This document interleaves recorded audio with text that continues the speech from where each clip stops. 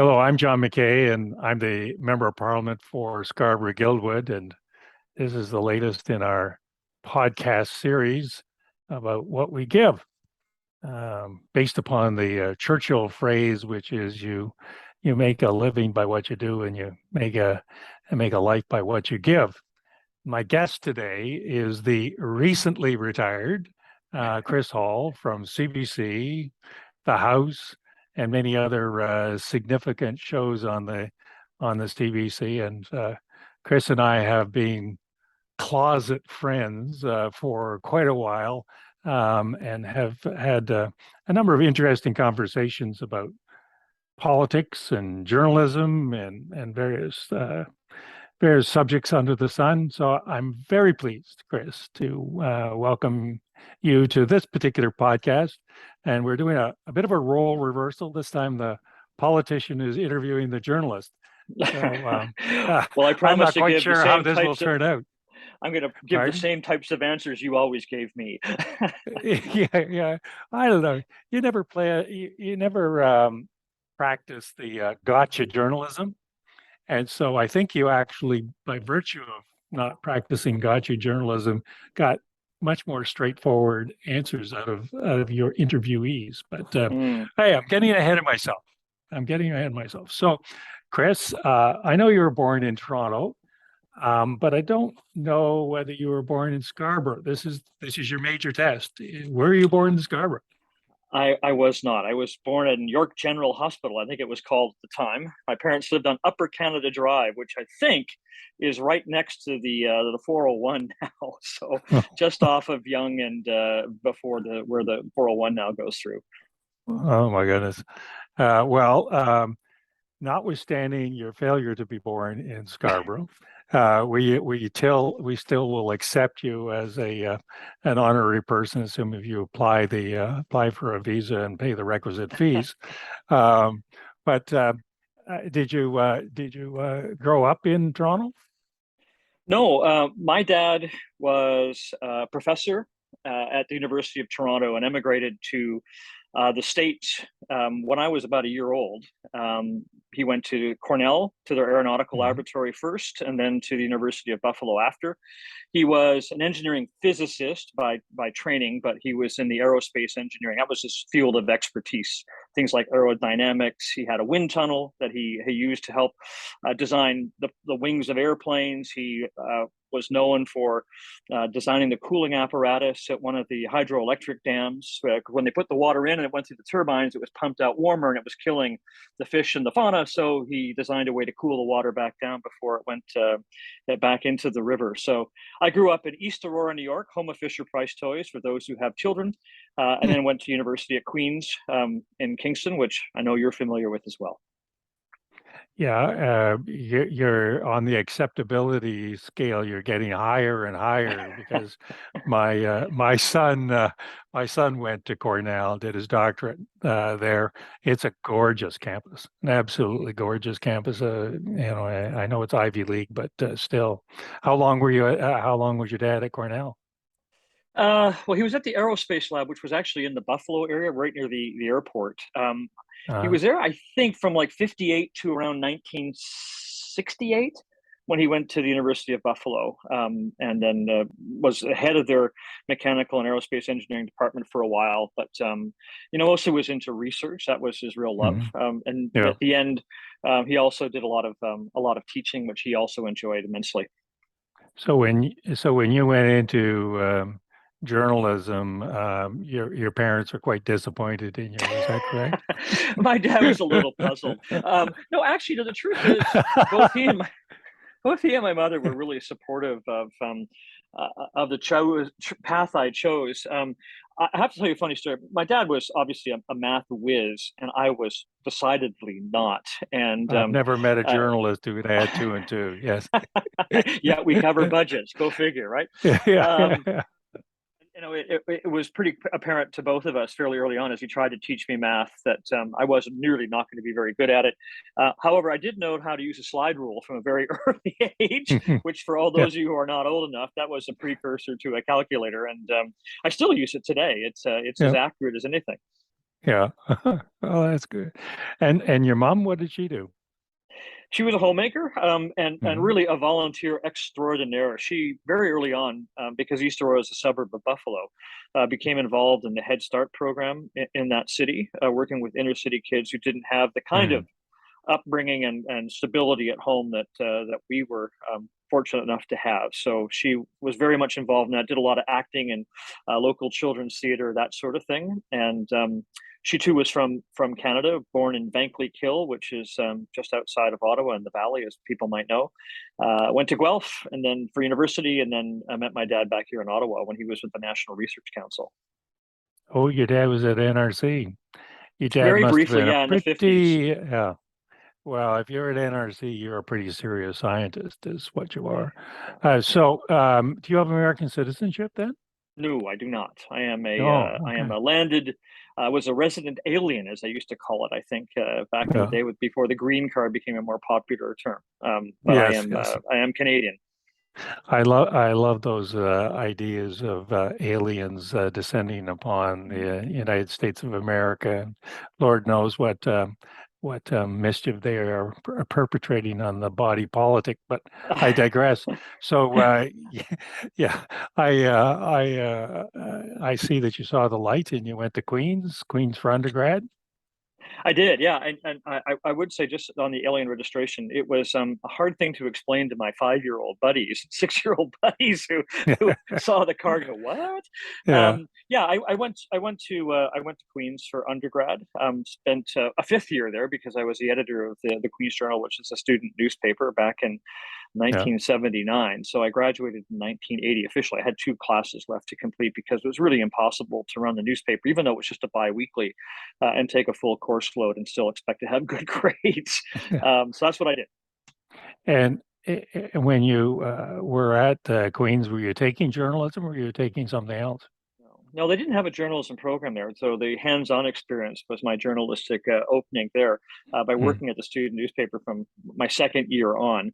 I took political studies, yeah. which was as a kid who was the son of a professor, I knew what to look for under his guidance in terms of Mm, the faculty.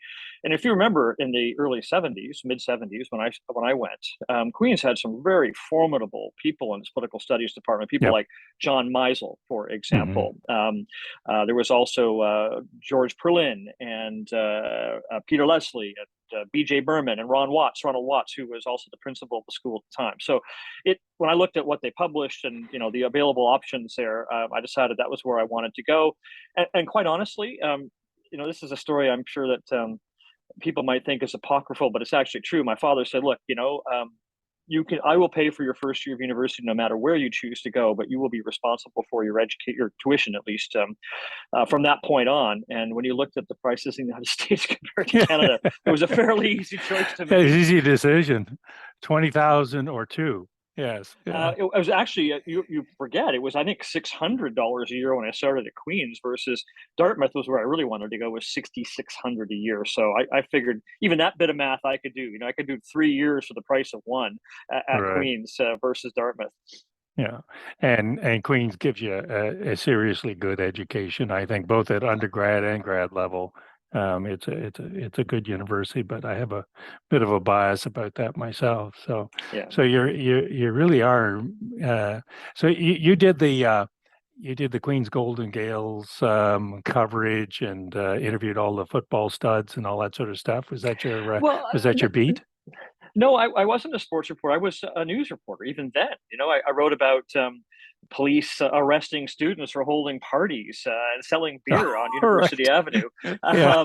I wrote Yeah. about curriculum changes. I actually, in fairness, I also got involved in politics. I ran for the Senate, which is the Mhm. governing body, Right. consists of the administration, university professors, and there were two or three student representatives. Because I was really interested in the curriculum, and I don't think I made a huge impact. In fact, I'm be surprised if anybody remembered anything I said or did there, because I honestly don't.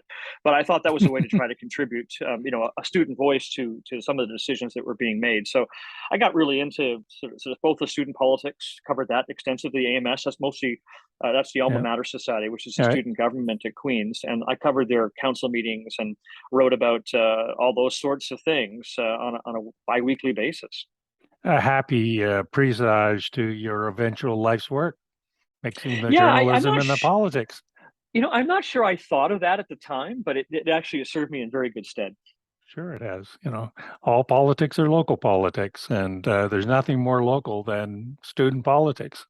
Oh Hey, boy, yes, absolutely um, true. And the difficulty, though, then is, which was not so difficult later on, is that a lot of the people who ran for the offices at the of the AMS were also people I knew and were friends, and having to sort of remind them that I'm still going to cover you, and we're going to expose what's wrong and what's not good. So it was an early indication of where to draw the boundaries between yeah, friendship and pursuing journalism.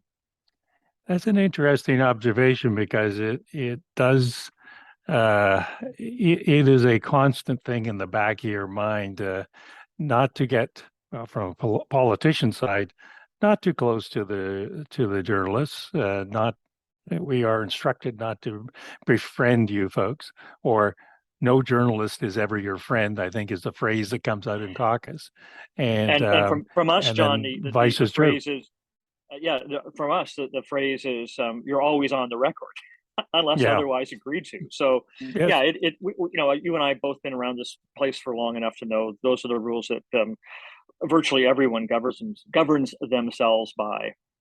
Yeah. Yeah. Exactly. And God forbid you breach those rules, you'll end up in the front pages of some place you don't want to be. So after you left Queens, did you go directly into journalism?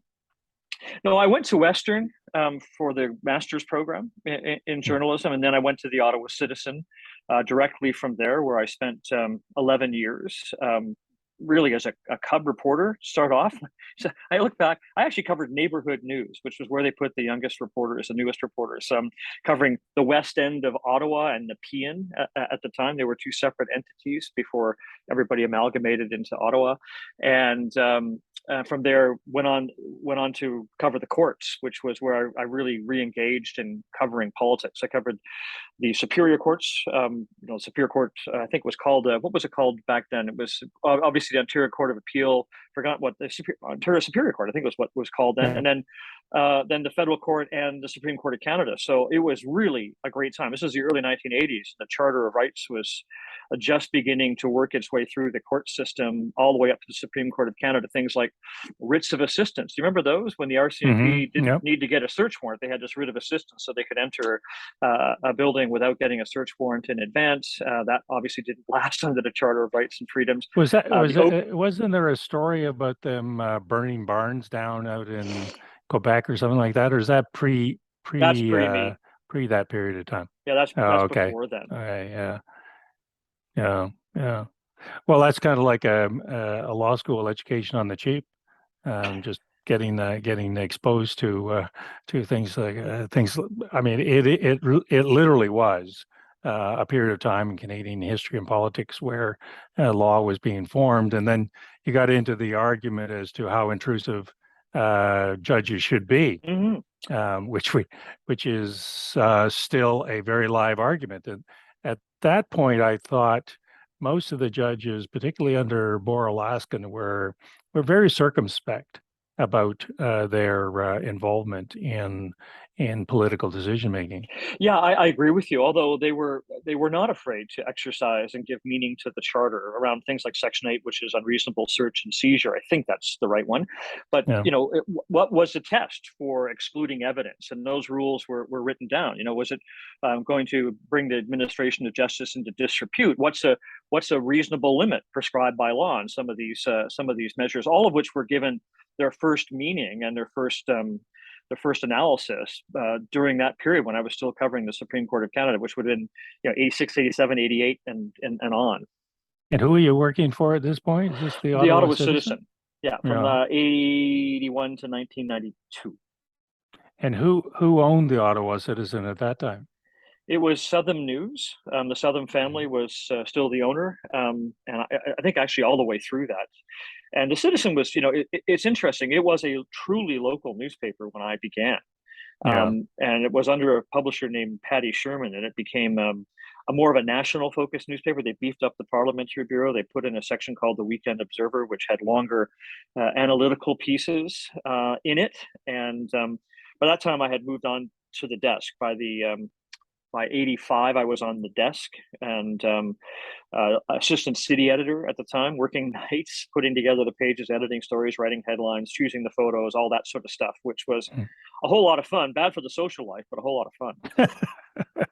Uh, well, is this the period where Conrad Black is moving in to take it over? No, he came in the 90s. I know that because I had employee stock options and I owned a handful of stock, which I was forced to sell when he did his preemptive bid to take over the Southern newspaper thing. So that would have been, gee whiz, that would have been in the 90s, I think, mid Oh, 90s. okay. Okay. So did you leave when he took over?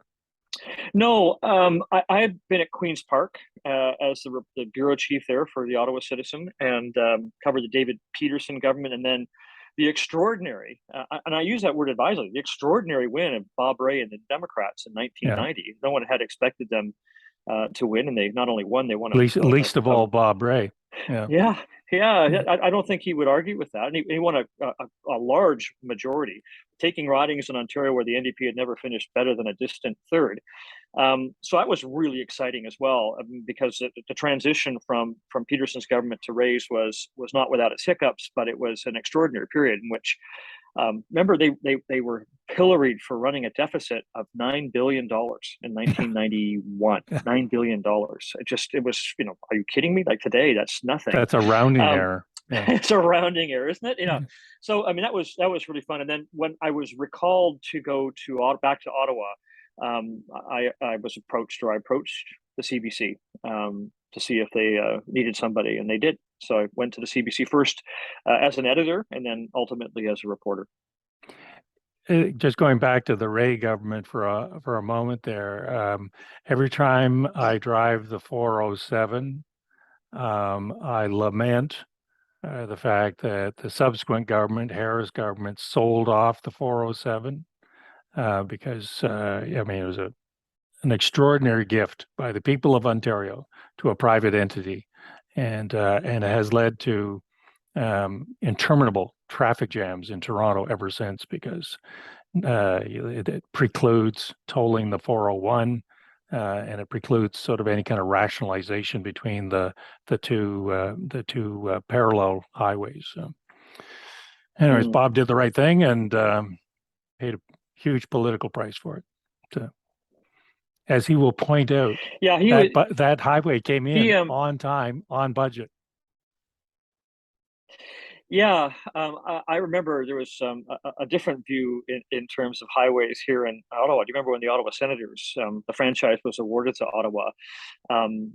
They built on land that was out in the west end of Ottawa, where the arena still is. But there was a dispute with the NDP government of the day about whether the interchange, the exit, would be built by the province or by the owners. And I remember that was a hefty dispute. I'm not sure how it was resolved. I think the franchise ended up having to pay for the interchange. Can't remember if that's exactly right, but I remember that long, drawn out affair, writing about it at the time, which would have been 30 years ago. It's a pretty expensive cost for a hockey club. My goodness. Yeah, it's pity they didn't see the light and build it on LeBreton Flats, but that's another story. We'll see. Not gonna happen. And we're both probably going to hear from Bob Rae after this is finished. Yeah. No doubt. So you're at the CBC. You're an editor, at which you are obviously quite good. And then you become a reporter. I just realized that I don't mean to imply that you weren't a good reporter.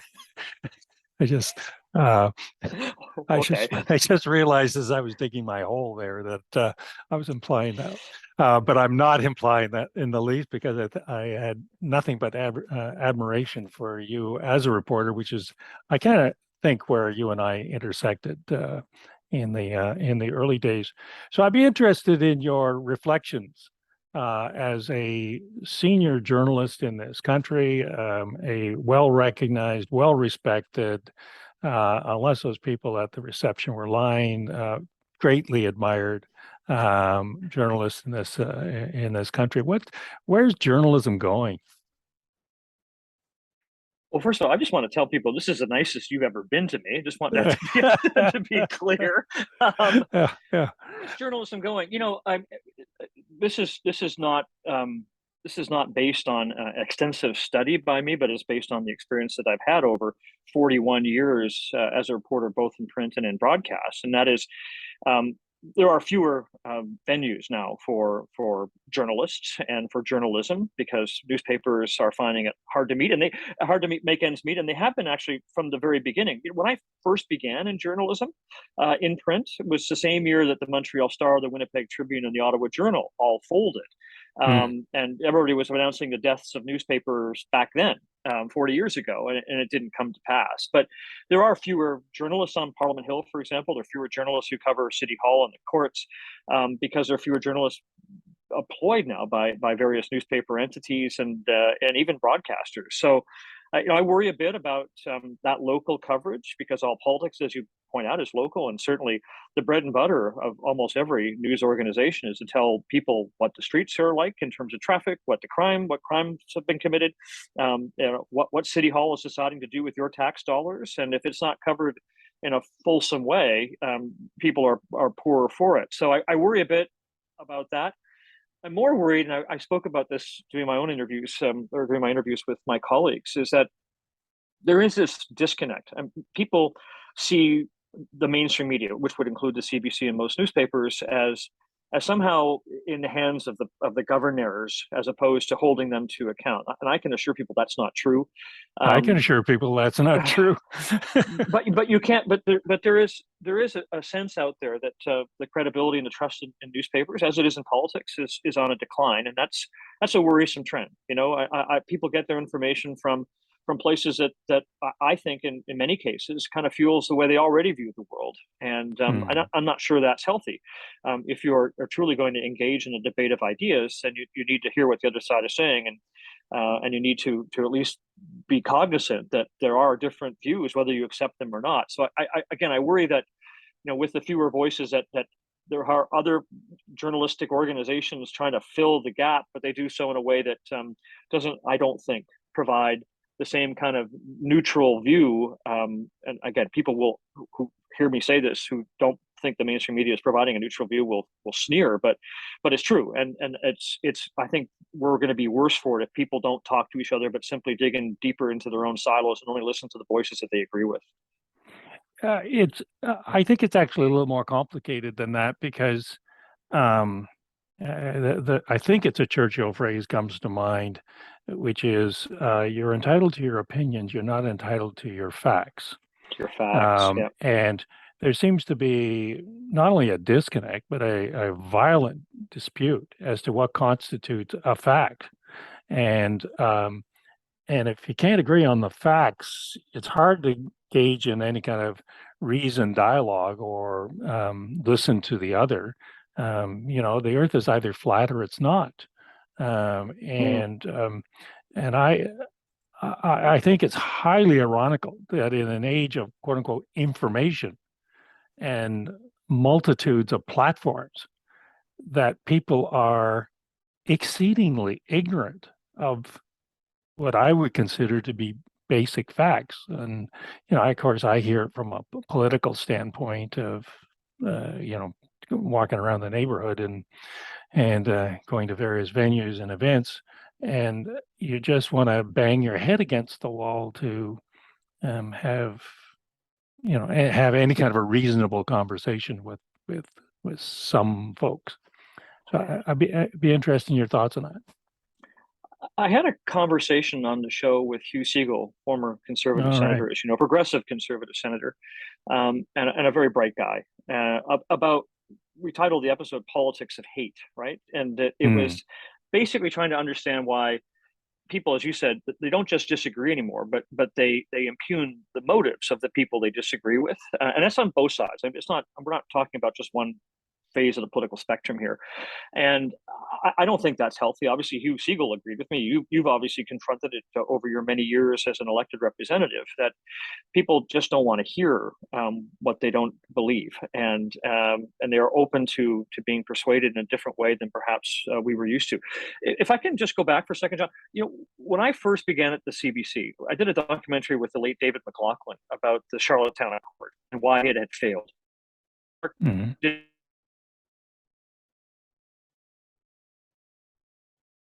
I think we've frozen there. Oh, okay, I'll hang on. Okay. Are we Yeah, unfrozen? yeah. I think we're back. So just Okay. start with your Where did thought you? over again. Well, as I was saying, I always go back to something that Joe Clark said to us when I was working with the late David McLaughlin at CBC, one of the first documentaries we did about the aftermath of the Charlottetown Accord and why it had failed. And Joe Clark was in charge of that file and lamented that people weren't weighing in the political discussion in the way they used to through political parties. There were no aggregators at play. That people were just simply like they'd made up their minds. And that was 1990, what, two, Hmm. and or three. And I think that trend has continued. It's just more obvious now. And I think, as a journalist, I try to take account of that. Why are people not likely to agree? Why do I get letters where people say I'm too soft or too hard? Why is there such a sense of anger about the way in which politics is being done and the way it's being covered? And I don't have an answer for that, but Well, it is but I not think something that just politics started actually, today. yeah, but I think party politics and partisan politics actually contributes to that. When we are when it's as simple as how you conduct an election. You know, I, as a member of parliament for Scarborough-Guildwood, as a candidate for Scarborough-Guildwood, I know where my vote is, and so I Mm. go talk to my vote. And my main goal is to get that vote out the door, and voting for me on election day. Better still, in advance polls. And by design, I don't waste my time, and I'm putting waste my time in quotation marks. I don't waste my time talking to people who will, under no circumstances, vote for me or vote for my leader or vote for my party. Um, and so that does become a bit of a dialogue of the deaf. And so I contribute, I and writ large, my colleagues, and frankly, the strategy of the party contributes to these silos, and I imagine, rightly or wrongly, that journalists get pigeonholed into those silos, and the CBC would clearly be on the left side of the silo. And of course, Chris Hall is the lefty of the lefties. My goodness. No, look, No. I don't disagree with that assessment. In the context of the silos, bipartisanship in the United States has really declined, and I think minority government at least forces liberals and New Democrats, and maybe even conservatives and others, to try to work together to get things done. And we've seen, obviously, during the pandemic, some examples of that. But yeah, you're right. I'm always surprised when somebody says something nice about a piece I've written. Somebody shoots back with "defund the CBC." They haven't read it. They don't know what it says. They assume that because it's a CBC, it has to be, as you said, left leaning or progressive or whatever. Yeah, yeah. I can't leave our little conversation about journalism without asking you two questions. And now that you're retired, I guess you can actually speak your mind. Lisa LaFlamme, uh, that seemed to be a come out of left field dismissal, and I'd be interested in your thoughts as to why. How does this come about? CBC has had Oh, its own struggles with, the Evan Solomon incident, of which I guess you were a bit of a beneficiary, and going from four anchors to two anchors to one anchor. Um, I'll be interested in your larger thoughts on that issue. well, I first of all, let me preface whatever I say with I don't know what happened other than what I've read. I haven't talked to Lisa, although I consider her a friend. Um, I will say that she's one of the finest people I've ever met. She is a outstanding journalist, and I've shared a row of seats with her on two election campaigns. She is one of the best people in this business. So I don't know what's behind it, but I do know by the reaction of other journalists and my own is that it sends a really chilling signal. I mean, here is someone at the top of the game who is a familiar face and a trusted voice who is summarily let go for whatever reason. I don't know if it's just sheer cost cutting or because some people suggested because she's older, has gray hair now. I think I have gray hair. I got to finish my career on my terms, so I don't know. I don't know what's behind it. I just think it's an awful signal to send, and it was entirely not in keeping with the kind of journalist and the kind of value she brought to the news coverage of this country. I feel badly for her. I haven't talked to her, but she is one of the people that I have always considered to be one of the soundest, smartest, bravest journalists around. No, I agree with you completely. It is a co-conspirator of those with gray hair. I think you lose a lot when you don't value the people who've been around and done the job in the past. But I wonder whether, as the other issue is just declining interest in news programs, particularly big news programs like the National or CTC, CTV's equivalent, that the suits looked at the numbers and the numbers are going down, and it really doesn't have anything to do with anything other than we got to change things up here. My own view as a person who follows the media and people, I had an interview with Bill Fox. You remember Bill, who used to be Brian Mm. Mulroney's director of communications, but was an outstanding journalist and now business person in his own right. Wrote a book about the changing face and nature of news. I'm concerned about it. I had a weekly program, had pretty good numbers, but we didn't just tell people what happened. We tried to dig into why it happened and what it might mean for those people who listen to the show. And I think that's part of the challenge right now that every journalistic organization faces is that by the time people pick up the newspaper in the morning or by the time they watch the evening newscast, they already know what happened. What they're Right. looking for is something deeper. So what does it Hmm. mean? And that would be Bill's thesis, that we have to provide, as journalists, we have to provide much more than just the nuts and bolts. We have to provide context and meaning and ensure that people, when they leave, have learned something they didn't already know. Because as you pointed out, the nature of news is changing. So social media, Twitter, Facebook, Instagram, like all kinds of venues are now available for people to log into throughout the happen. So, if you have an announcement in the morning of a new Supreme Court justice has happened this week, then they don't need to know that that the person was appointed. They need to know what she brings and why she might have been appointed and how this changes the balance of the Supreme Court. These kinds of value add is we use in the industry to describe the kind of journalism that we think will draw eyeballs to TV screens and ears to radios and obviously eyeballs to print as well. Yeah, I think that may actually be a path to pursue. Like, as you're right, by 10 o'clock news rolls around, pretty well the events of the day are known by everybody who almost inevitably, because they're on some form of platform. But but the other side is that requires work. If I'm trying to explain what's going on with the Chinese aggression over Taiwan, I have to spend a lot of time thinking about that and presenting it, and that's a bit of a challenge for people who are just very used to chasing shiny baubles of the news of the day. Yeah, I don't disagree with you. It means, having people who are steeped in the background of, or at least talking to the experts and being able to synthesize fairly quickly what they're saying about Right. what China's aggression towards Taiwan, for example, to use yours, would mean. But I also say this, John, it is really true that newspapers and I'll stick with broadcast, that's where I worked most recently. We try to tell stories well, first of all, we try to do good storytelling. Like a good story still captures people's imagination and their interest. But we also try to tell people things that they don't necessarily know, that they're not going to hear Hmm. elsewhere. There's a real emphasis at the CBC. I'm not spilling any trade secrets here, that we want to do more investigative and enterprise journalism, just so that people don't see the same thing on every newscast. They'll see something different. They'll want to come and listen to CBC radio because they're not going to hear, or they're going to hear a story that they're not going to have seen or heard anywhere else.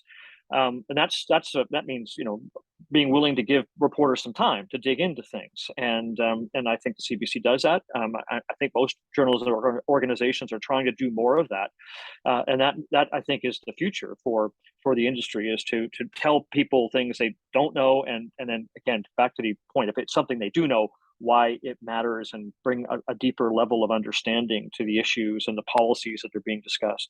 Yeah. Well, we have to unfortunately wind this up, Chris, but you have brought a deeper understanding for all of us to your reporting.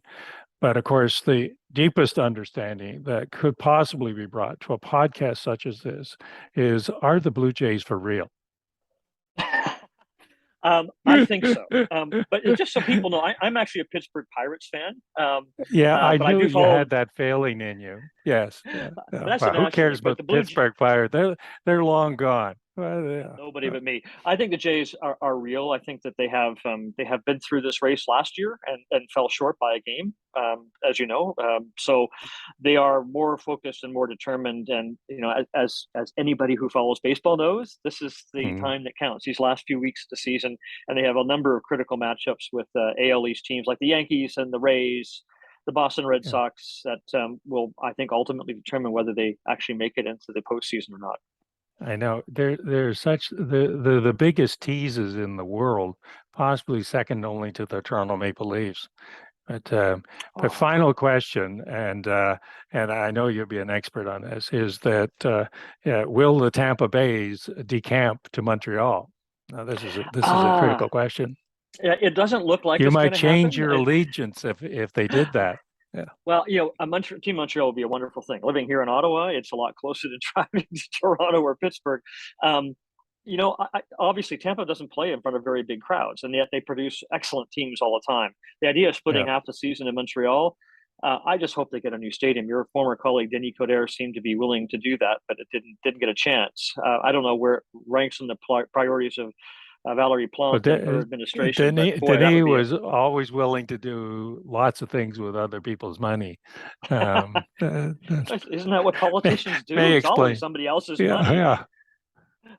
Well, I think the people of Montreal kind of cottoned on to that. He's lost two elections in a row. Poor Denis, I think he's probably in mourning of some kind or another. Uh, Chris, fun interview. You are an insightful guy. I appreciate the relationship over the years, which I hope is certainly from my side is a respectful relationship. And I particularly appreciate that you would ask pointed questions. I hope that I've asked pointed questions in return in this role reversal. But again, thank you for doing this. Lots of fun. I I know retirement doesn't preclude a future. I'll be keen to know how the future unfolds for Chris Hall. Well, right now I'm still in vacation mode, so I haven't really thought about what's next. It's funny.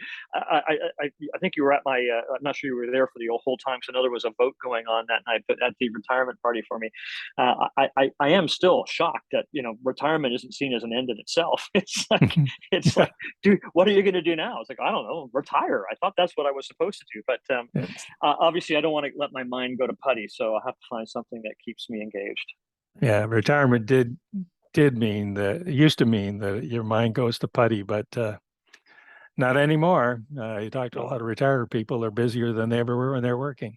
So yeah, again, Chris, thank you so much for doing this, yeah. and I hope that our constituents in Scarborough Guildwood enjoyed it as much as I did. Well, I hope Take they did care. too. Cheers, John. Thank you for having me Cheers. on. Okay, take care.